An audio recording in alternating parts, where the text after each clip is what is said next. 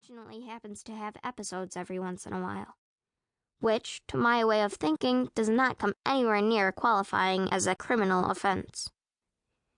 Every so often, I caught the policeman sneaking peeks at me through the rearview mirror. When he saw me looking back, he snapped his eyes away. But then he would look again when he thought I wasn't looking. Then I would snap my eyes away. We went back and forth like that for a while, until we stopped at a red light. This time, he didn't drop his eyes. No problems back there, right, young lady? His eyes held on to mine, which made me feel kind of funny in the stomach, even though I'm sure I didn't show it.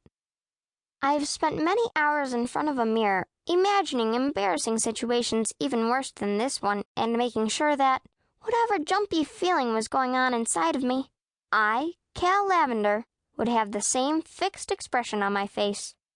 I call it my face for unbearably unpleasant and embarrassing situations.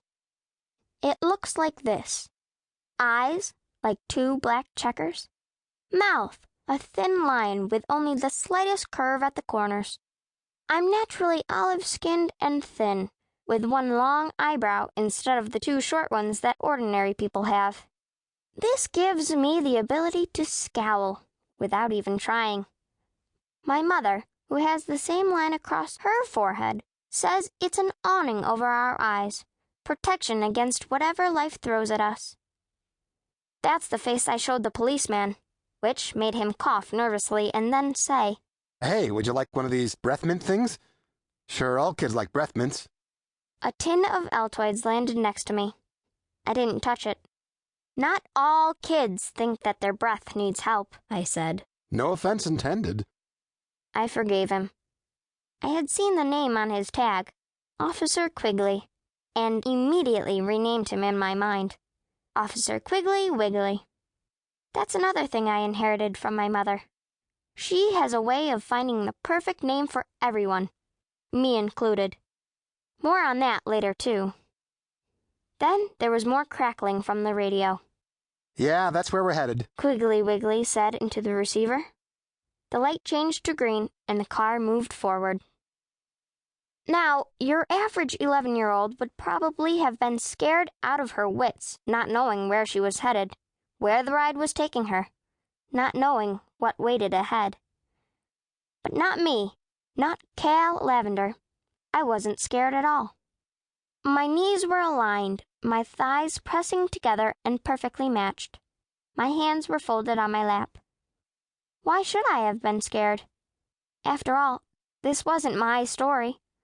This was just a short, temporary detour from what I call life.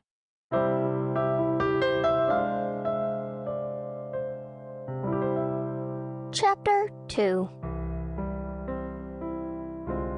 When I first made the acquaintance of the knitting lady, the first thing she said to me was not, "Everyone is always living her story."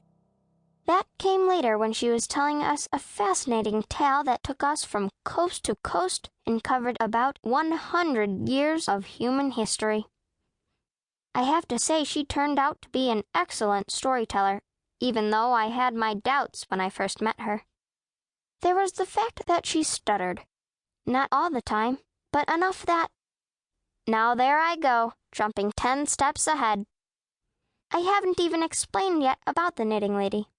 Who is she? How did I wind up on her doorstep? How did I meet the other girls who became my friends? No, they became more than friends, despite the fact that they drove me absolutely crazy. I need to take a giant step back, return myself to the police car, and explain how I, Cal Lavender, came to be living a life that wasn't my own. So, I was in the police car, and we traveled on the freeway for a while. So far, I was doing fine with all this. To my way of thinking, travel can be very educational. Officer Quiggly Wiggly took an exit, then went a few more blocks before turning onto a narrow street with a one-way arrow. Hang in there, young lady. We're just about home. Home? Whose home? Not my home. I looked out the window and asked myself, if this is home, where are all the rooming houses? Where's the bus station?